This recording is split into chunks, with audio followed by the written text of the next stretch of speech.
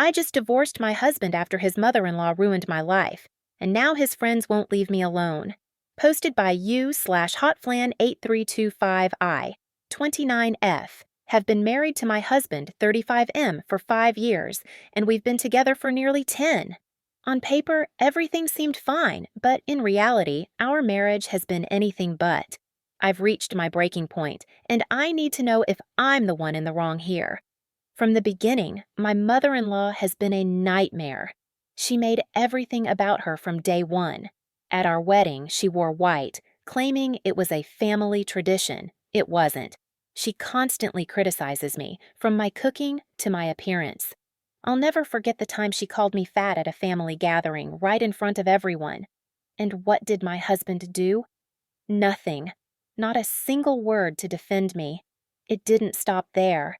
She has accidentally destroyed my belongings, including my grandmother's necklace, which she threw out because it looked like cheap costume jewelry. She's gone out of her way to make me feel small and unwelcome in my own home. But every time I tried to talk to my husband about it, he'd brush it off, saying I was overreacting or being too emotional. And then there's my husband.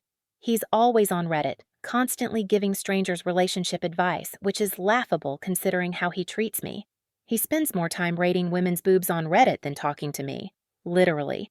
And just so you know, the last pair he rated weren't a 4 out of 10. They were a 10 out of 10.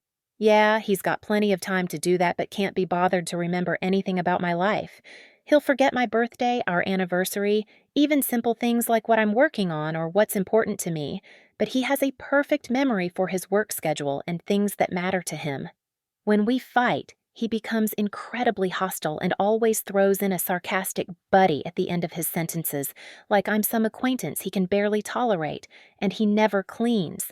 The house, the dishes, laundry, you name it, it's all on me. It's like he thinks being an adult is optional, as long as he's got his job and his Reddit account. The final straw came a few weeks ago. I'm 5 months pregnant with our first child, a daughter. My mill started making comments about how she'll have to whip the girl into shape and how she'll raise her to be tough because I'm too soft. When I told my husband that I didn't want his mother to have too much influence on our daughter, especially with the way she treats me, he just laughed it off, saying his mother means well and that I was overthinking it. But the moment that truly broke me was when we were talking about future childcare, and my husband suggested that his mother should watch our daughter while we work. I told him I wasn't comfortable with that, especially considering how his mother treats me, and he snapped. He called me paranoid and said I should get over it because his mother was going to be a big part of our daughter's life, whether I liked it or not. This is the same woman who believes corporal punishment is okay. I've seen her hit my husband's nephew for the smallest things, and no one does anything about it. It's like they're all living in some kind of cult, and I'm finally waking up to the reality of what's going on. If he wouldn't stand up for me, how could I expect him to stand up for our child? I started to fear for what kind of environment our daughter would grow up in, a place where she might be belittled or bullied by her own grandmother, with a father who wouldn't do anything to stop it. Oh, and did I mention that he missed our first ultrasound? His mother needed him to help her with something urgent. It turned out to be fixing her Wi-Fi. Wi-Fi. He chose that over seeing our daughter for the first time. That told me everything I needed to know about where I stand in his life. So I packed up and left. I'm done living like this. Oh, and in case you're wondering, I've already contacted a lawyer. You can't scare me into complying anymore because I have all those texts. You know exactly which ones I'm talking about. So, Stefan, I wish you all the best in your future marriage, with your mother and the women of Reddit whose boobs you don't even deserve. Am I the asshole for leaving my husband after he neglected me for years, let his mother mistreat me, and made me fear for our future daughter's safety? Tiny update. Stefan has seen this post. He is mad that apparently one of you found him based on the rate my boobs thing. He has deleted his account. For any purposes, I want to clarify that I left out any actual incriminating information that could lead to doxing him. Any and all people who are pretending to know me or have any incriminating information about me are lying. I am not from South Carolina. I am not moving in with any other guy, and I am also not sleeping around. Some people on Reddit have been pretending to know me and spreading false claims. They've said I'm a deadbeat who doesn't work and that Stefan has 2 jobs to support me. They even fabricated a story about a neighbor who supposedly is a good friend of ours, saying I've been sleeping around and moving in with the guys I supposedly had affairs with. None of this is true. We don't live in South Carolina or the UK, and we're not friends with any of our neighbors. I have never cheated on Stefan, and I work and make slightly more than him, just $1 an hour difference. I suspect these claims might be from trolls brigading or Stefan's friends trying to make me regret posting about this. I am safe and staying with family, which is all I'm going to say for now. I'm working with my lawyer to ensure our safety, and that's all I can disclose at this time. For women who find themselves in my situation and are dealing with a lease, consult with a pro bono lawyer who specializes in rental rights. That's what I did. They can give you advice specific to your country or region. In my case, I was able to move out because Stefan and I had both signed a lease contract and had completed the minimum rental period. After my free consultation, I worked with my landlords, who are a lovely older couple, to arrange my departure. So don't be scared. You can be scared, but there are things you can do to protect yourself. Also, make sure to run a credit check on yourself. I did, and it's another issue I'm addressing. As for recent developments, there hasn't been much new.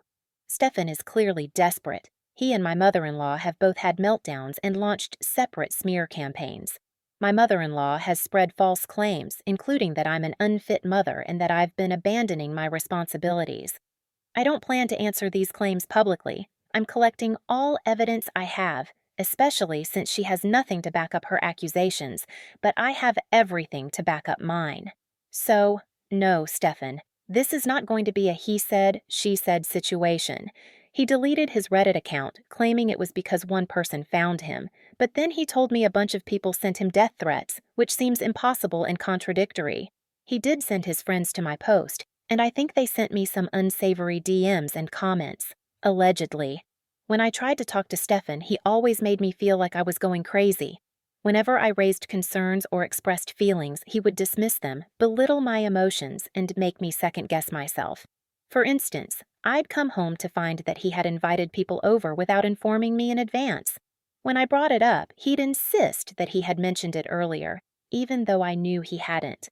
Another time, I planned a special meal and asked him for a specific dish, but he claimed I had requested something completely different.